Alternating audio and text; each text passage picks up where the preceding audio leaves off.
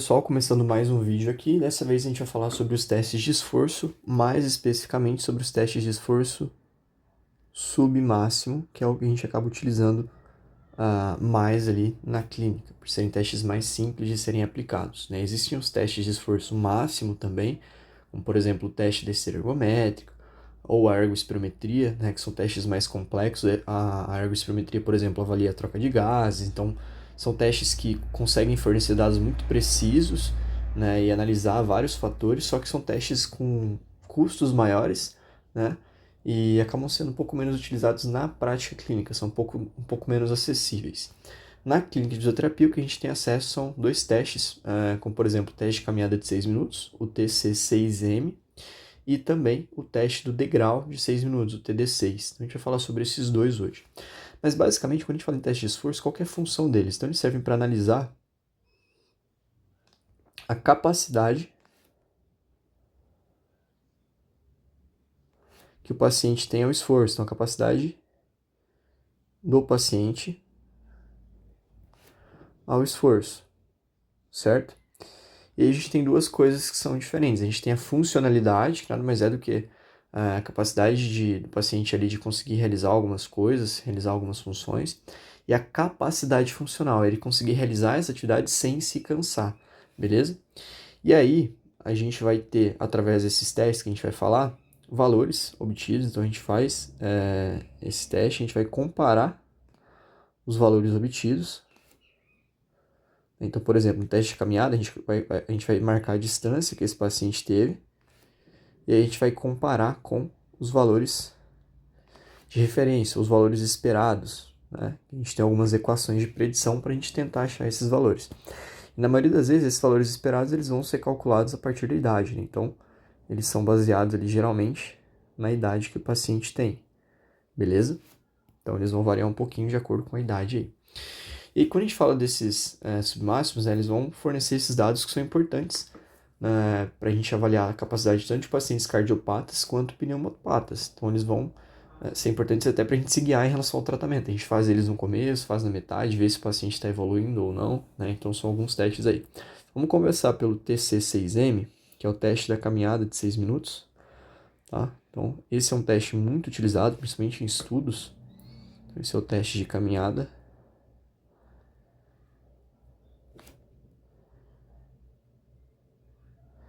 Então, ele é um teste que ele tem um protocolo de execução, a gente deve realizar ele assim como manda o protocolo, tá? Vou fazer um esqueminha aqui. Bom, então assim, esse teste, o TCCM, eu fiz um esqueminha aqui que a gente vai falar sobre a realização dele, né? Como é que a gente faz. Mas é um teste, como a gente já falou, né? Um teste submáximo, ou seja, o paciente ele não vai chegar até sua capacidade máxima, é um teste de esforço submáximo. Ele é um teste que ele se assemelha às atividades de vida diária, então ele se assemelha às AVDs. Por quê? O que o paciente faz de uma forma geral? Ele caminha. Então é um teste de caminhada. Ele vai caminhar. Além disso, ele é um teste de baixo custo. Então a gente vai ver que só precisam de alguns materiais, como cones, fita métrica, né, enfim. Fácil de executar. Então o paciente só vai andar ali através da distância, a gente vai marcando. E ele é um teste que é fidedigno, porque ele já foi validado por vários estudos, ele é utilizado em diversos estudos, beleza? E a gente vai utilizar ele, né? Ele é extremamente útil, principalmente para reabilitação pulmonar. A gente consegue avaliar no início, depois de algum tempo, ver se o paciente está obtendo melhora, por exemplo, através do nosso processo de reabilitação. Então, ele fornece parâmetros que a gente utiliza como referência, beleza? Então, basicamente, para a realização do teste, existem algumas peculiaridades, eu vou colocar aqui do lado. Então, algumas coisas que a gente precisa ter atenção.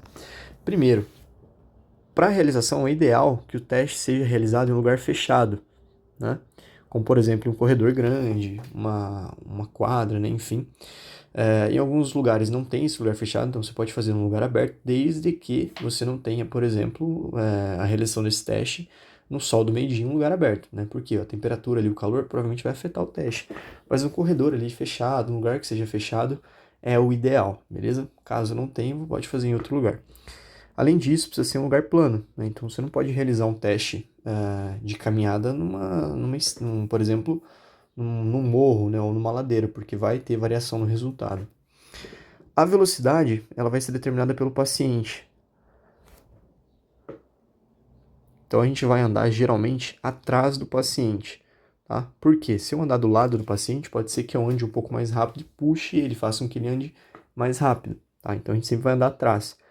O encorajamento, ele também vai ser padronizado. Então eu não vou ficar gritando pro paciente ou então chamar um monte de gente para ficar lá motivando ele, porque isso com certeza vai influenciar no resultado. Então se tiverem 10 pessoas, por exemplo, torcendo pro paciente, falando: "Vamos lá, seu José, vamos lá, você consegue, vamos mais rápido", né, ao longo dos 6 minutos, com certeza ele vai ter um resultado muito diferente. Então como é que a gente faz essa padronização, né? Eu vou ter uma pessoa falando, né? Então só uma pessoa vai falar, no caso quem está aplicando o teste. Então eu vou dar estímulos a cada 1 minuto. Então, a cada 1 minuto eu dou um estímulo. Então, eu posso falar, por exemplo: "Ó, seu João, vamos lá, faltam 5 minutos", né? Depois: "Ó, seu João, vamos lá, faltam 4 minutos". E os estímulos, eles precisam ser uniformes, então sempre da mesma forma, certo? Então, eu preciso manter o meu tom de voz da maneira com que eu estou falando desses estímulos ali, beleza? E aí, ao final, a gente vai fazer isso, né, esse encorajamento padronizado. A roupa, é importante que o paciente utilize roupas confortáveis e tênis, beleza? Para que não tenha nenhum obstáculo ali. Vou até escrever aqui, /tênis. Durante o teste, né, eu vou orientar o paciente. Caso ele se sinta muito cansado, ele pode parar durante o teste para se recuperar, para pegar um fôlego ali. E o cronômetro ele continua rodando, tá? Então o paciente ele pode parar durante o teste e depois continuar. Caso o paciente tenha uma dispneia, enfim, precise parar, ele pode parar e depois continuar, beleza? Algumas considerações que são importantes, a gente vai falar daqui a pouquinho coisas que fazem que a gente retire o paciente do teste e tal, mas vamos vir agora aqui para as particularidades do teste em si. Então, o que a gente vai fazer? Existem outras formas, essa que a gente mais utiliza na clínica, então é o que a gente trouxe aqui para falar. A gente vai traçar uma linha de 30 metros, certo? E aí eu vou colocar um cone no início e outro cone no fim aí desses 30 metros, certo? Faltando meio metro para chegar nesses cones, a gente coloca outro cone. Então eu vou colocar outro cone a 0,5 metros dos cones que delimitam esses 30. Por quê? Porque o paciente ele vai vir e ele vai dar a volta nesse cone e voltar, beleza? Então, o paciente vai fazer isso ao longo de 6 minutos, então ele vai dar várias voltas. E aí a cada 3 metros eu vou realizar uma marcação no chão. Pode ser com uma fita, né, com algum outro material. Por quê? Pode ser que o paciente na última volta ele pare aqui. E aí eu preciso saber quanto ele andou a mais além daqueles 30 metros, beleza? Então eu vou padronizar em 30 metros, vou colocar 2 cones a meio metro do início e do fim dessa marcação e vou marcar a cada 3 metros ali alguma referência para que eu use depois para somar essa pontuação. Então o paciente ele vai caminhar por 6 minutos, dentro dessa distância eu vou marcando o número de voltas, beleza? Agora, durante o teste, existem algumas coisas que a gente precisa ver. Então, basicamente, a gente tem alguns dados que a gente vai monitorar do paciente ao longo do teste. Então, tem os dados vitais e também a escala de Borg. Então, a gente vai usar, durante o teste, dados vitais e a escala de Borg. O que é importante eu avaliar nesse paciente, tá? Então, a gente vai fazer uma avaliação desses dados vitais pré-teste, ou seja, antes dele iniciar o teste. Eu vou utilizar, durante o teste, aos 2 minutos, eu vou fazer uma reavaliação desses dados vitais. Aos 4 minutos. E ao final do teste. Certo? Então, eu vou colocar aqui antes do teste iniciar. Após o início, nos primeiros 2 minutos. Quando der 2 minutos, eu vou reavaliar. Quando der 4 minutos e no final. Tá? Deixa eu só colocar a escalinha aqui. Bom, então essa aqui é a escala de Borg para dispneia, adaptada para de esforço ali, então, enfim, de dispneia também, a gente tem a adaptação dela para dispneia. O que a gente vai fazer? Antes de o paciente iniciar o teste, O paciente vai estar sentado ali por alguns minutos e a gente vai avaliar a frequência cardíaca desse paciente. A gente vai avaliar a saturação periférica de oxigênio através do oxímetro. A gente vai avaliar a pressão arterial e também o Borg, na verdade, não precisa. Então, esses são os 3 parâmetros que a gente avalia antes de iniciar o teste, beleza?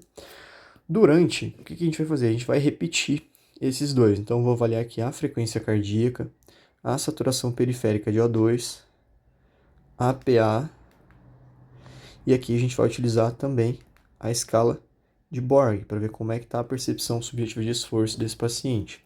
Depois dos 4 minutos, eu reavalio a frequência cardíaca, saturação periférica de O2, pressão arterial e o Borg. E aí, ao final, eu vou avaliar a frequência cardíaca, saturação periférica de O2 e também a pressão arterial desse paciente, beleza? A pressão arterial, na verdade, a gente nem precisa avaliar durante, tá? Então, vamos tirar a pressão arterial, a gente só vai avaliar ela antes e depois, porque não é nem viável você avaliar durante. Então, o que a gente vai avaliar, né, durante o teste ali? Frequência cardíaca, SpO2 e Borg, tá?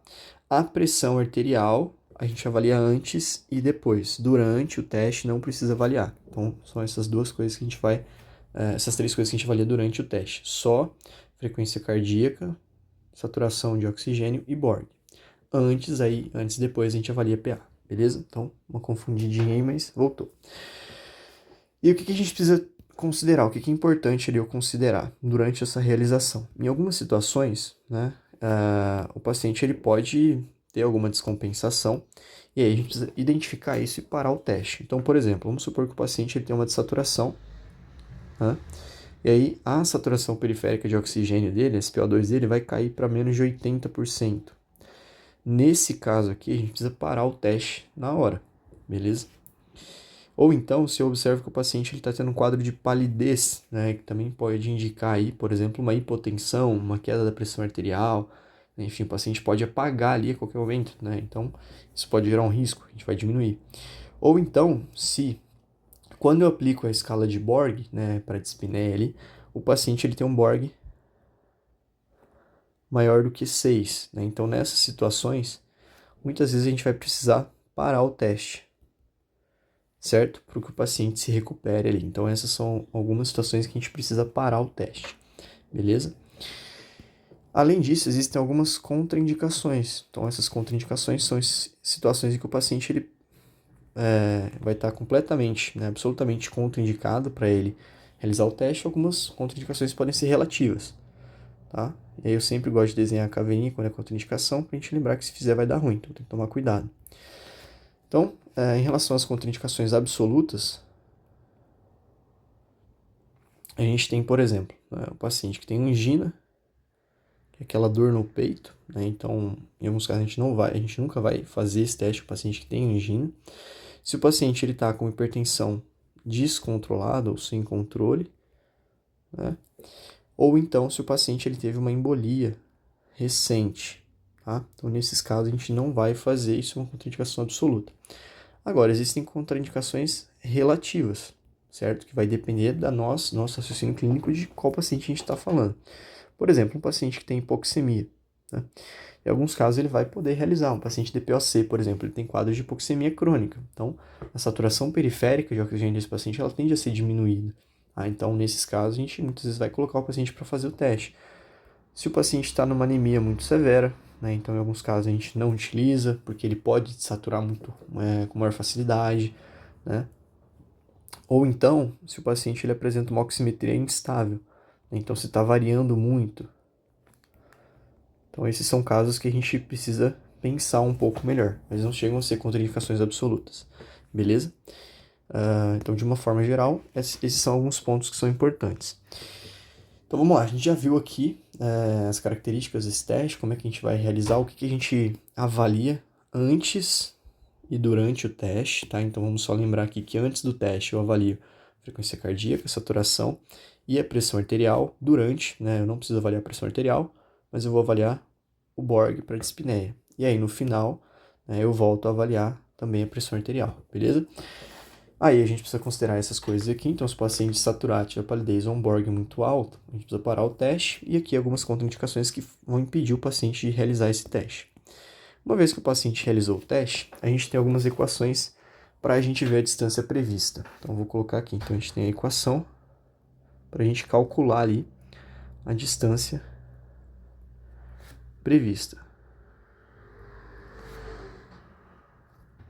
Então tá aqui, claro, existem tabelas também que já tem os valores ali estabelecidos, só que quando a gente pensa nessas equações, elas vão dar valores mais próximos do que seria, né, a realidade ali.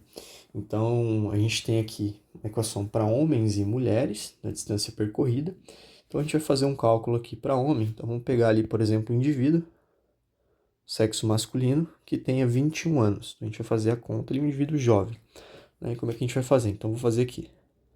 A distância percorrida, ela vai ser igual a 7,57 vezes a altura do indivíduo em centímetros. Então vamos chutar aqui, falta altura e peso. Tá? Então vamos ao nosso paciente, vamos elaborar um pequeno caso clínico aqui. Então o paciente é um jovem de 21 anos, então o paciente HG. Vamos dar um exemplo aqui. O paciente HG ele tem 21 anos, ele tem 180 centímetros de altura e ele pesa 80 quilos, beleza? Então esse é o nosso paciente, é isso que a gente vai precisar. Então eu vou calcular ali, né? A gente está fazendo essa equação aqui, beleza? Para homens, para a gente ter uma média ali de quantos metros ele vai precisar percorrer, qual que é o esperado para a idade dele. Então eu vou fazer 7 vezes 57 vezes a altura, então vezes 180 centímetros, certo? Menos 5,02 vezes a idade do paciente em anos, ou seja, 21, menos 1,76 vezes o peso, que no caso é em quilos, então 80 quilos, menos 309, 309 metros. Deixa eu tirar esse paciente aqui que ele vai confundir a gente. Beleza? E aí vamos lembrar, né? Primeiro eu vou resolver tudo que está dentro de parênteses, tá? Então vou fazer os cálculos aqui e vou colocar aqui embaixo. Bom, então eu calculei aqui, né? Então 7,57 vezes 180 vai dar 1.362,6 menos 5 vezes 5,02 vezes 21 vai dar 105,42 menos 140, aqui 1,76 vezes 80 vai dar menos 140 menos 8, perdão, e o 309. Essa conta toda aqui, quando eu subtraio ao total, né, a distância percorrida esperada para esse paciente ali vai ser de 807,38 metros. Então eu espero que em 6 minutos ele percorra uma distância próxima de 807. É o que a gente tem aqui. Subtrair 153 metros para obter o limite inferior de normalidade. Então, para ser considerado como valor de normalidade, eu vou pegar esse 807,38 menos 153 metros, tá? Que vai dar aqui 654,38 metros. Então, isso aqui é a distância mínima esperada que o meu paciente precisa percorrer para ser considerado como normalidade. Então, menos que isso, significa que a capacidade aeróbica dele ali, a capacidade dele está ruim. Acima disso, significa que está bom, beleza? Então, essa é a equação que a gente vai utilizar. Para mulheres é a mesma coisa, só que vai mudar ali alguns valores da equação, beleza? Bom, continuando, a gente vai falar agora de outro teste, que é o TD6, tá? Que é o teste do degrau de 6 minutos. Então, a gente falou teste de caminhada, né? É uma opção de teste do máximo. O outro é o teste do degrau de 6 minutos.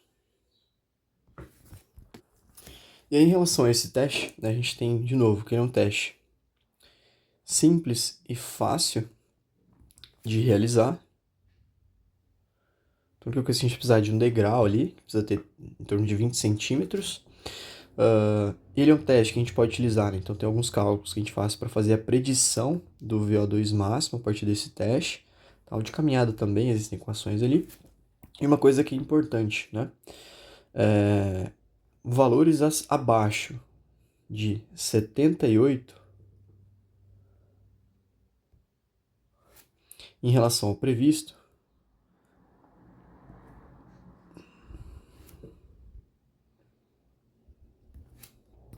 indicam uma condição ruim, né? Então eles indicam uma baixa capacidade funcional.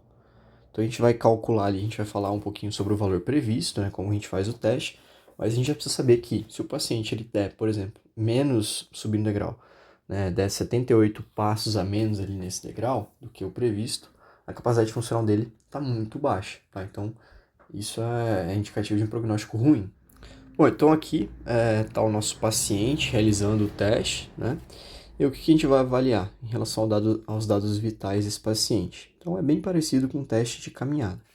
Então, pré-teste ali, então pré, ou seja, antes de começar o teste, a gente vai fazer a avaliação da frequência cardíaca, da oximetria, então da saturação periférica de O2 e da pressão arterial. A gente vai medir isso antes do teste iniciar. Depois, por volta de 2 minutos, quando o paciente ele começa a realizar o teste, a gente vai medir de novo a frequência cardíaca, a saturação periférica de O2, ele vai estar fazendo com o oxímetro, então a gente pega do oxímetro esses valores, né? E a gente vai avaliar o Borg ali para ver o nível de dispneia, de percepção de esforço desse paciente, beleza? A gente vai avaliar de novo após 4 minutos do teste, a gente vai rever a mesma coisa, então frequência cardíaca, saturação periférica de O2 e o Borg, beleza? E a gente vai reavaliar esse paciente após o teste. E aí a gente vai ver pós-teste frequência cardíaca, SpO2, e o que vai mudar aqui é que a gente vai ver de novo a pressão arterial, se teve muita variação, beleza? O que a gente vai ver para parar o teste, né? Então aqueles critérios, os mesmos anteriores, né? Então critérios ali de parada.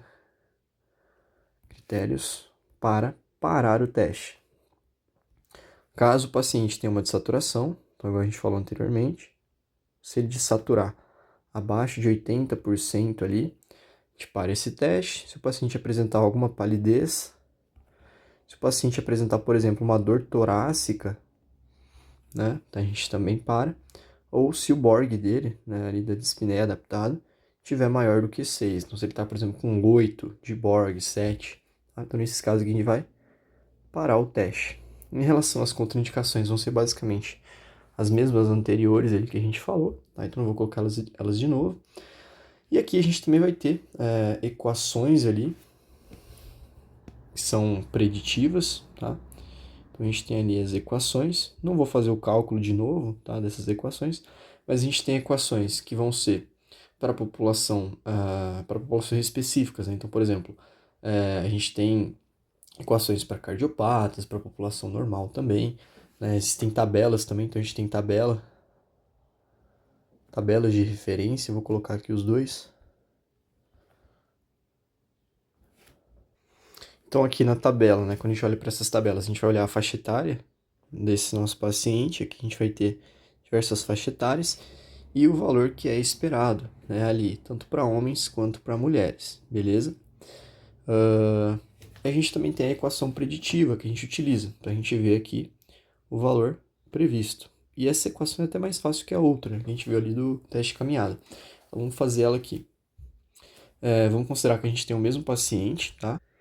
Então, o paciente aqui de novo. O paciente é o HG de 21 anos. O HG, ele é homem, tá?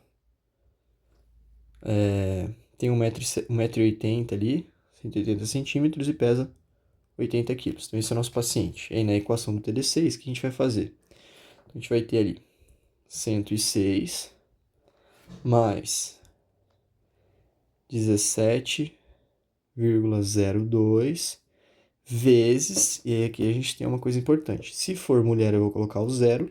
Se for homem, eu vou colocar 1. Então, aqui nesse caso, como nosso paciente é homem, a gente Vou colocar 17 vezes 0,02 vezes 1, certo?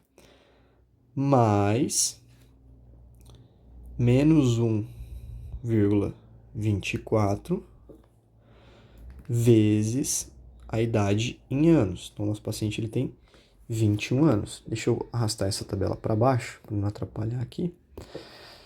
Continuando, aí a gente vai fechar esse parênteses, a gente vai fazer mais 0,8 vezes a altura em centímetros, que vão ser 180 centímetros, mais menos 0,39 vezes o peso corporal, que são 80 quilos. Falei que era mais curta que a outra, mas não, é grandinha também. E aí a gente vai resolver primeiro o que está dentro de parênteses, tá? Então vou encurtar aqui para ser mais rápido. Bom, dei uma resumida aqui, tá? Então o que a gente está vendo aqui basicamente? Então eu peguei aqui o 106 mais, lembra que eu tenho que fazer regra de sinal, então aqui a gente imagina que tem um mais, então mais com mais 17,02, que foi 17,02 vezes 1. Aí aqui eu tenho que fazer a regra de sinal, então mais com menos. Então vou fazer esse 17,02 menos 26,04, que foi o resultado aqui de 1,24 vezes 21. Aqui eu vou fazer, né, mais 0,8 vezes 180. E aqui, mais com menos o 31,2, que foi o resultado ali de 0,39 vezes 80, beleza? E aí o resultado final de tudo isso aqui, que eu também vou encurtar, vai ser que o teste de caminhada de 6 minutos para esse paciente, né, ele vai ter que obter ali em torno de 209,78 passos. Então, 209 passos é o valor previsto aí para esse paciente, certo? Vamos supor, né, como a gente viu aqui, que ele faz 78 abaixo disso, né? Então, 209 menos 78 vai dar 131. Então, se a pontuação dele for igual ou menor que 131, significa que a capacidade funcional dele está muito ruim, beleza? Então, o valor previsto é de 209, para eu considerar ele como um indivíduo saudável, um indivíduo que está dentro do esperado, dentro do recomendado ali. Se a pontuação dele for muito abaixo disso, aí a gente tende a ter um prognóstico muito ruim. Então significa que ele está muito mal, beleza? Então basicamente é isso. E aí, de novo, né, eu acho que eu não falei sobre as instruções do teste. Então a gente tem um degrau de 20 centímetros, certo? O paciente vai subir e descer, e aí eu vou contar, por exemplo, eu vou marcar a perna direita, então ele vai começar com a direita. E toda vez que a perna direita bater no chão, eu vou contar um passo, certo? E depois eu multiplico. Então vamos supor que ao longo de 6 minutos, ele subiu e desceu com a direita lá, a direita tocou o chão 100 vezes. Ao final eu vou multiplicar por 2, porque tem a perna esquerda também, então o número de passos ali. E aí vou ter um valor de 200, beleza? Então esse é o teste degrau aí, o teste do degrau de 6 minutos. Então a gente falou um pouquinho aí, vamos dar uma relembrada, né? A gente falou sobre a equação, então a gente fez aqui no final, falou sobre como que a gente avalia o paciente ali durante o teste. A gente falou um pouquinho sobre o teste de caminhada de 6 minutos. Então, esses são os dois testes de esforço ali submáximos que a gente mais realiza na prática clínica para avaliar esses pacientes que têm disfunções ali cardiorrespiratórias, beleza? Então, esses testes vão dar para a gente parâmetros importantes e a gente vai comparar com os valores esperados e também para a gente comparar os resultados antes e depois e ver a melhora desses nossos pacientes, beleza? Então é importante a gente saber realizar esses testes e avaliar esses pacientes aí. Então basicamente é isso, eu vou encerrar esse vídeo por aqui, espero que tenha te ajudado e até o próximo vídeo, valeu!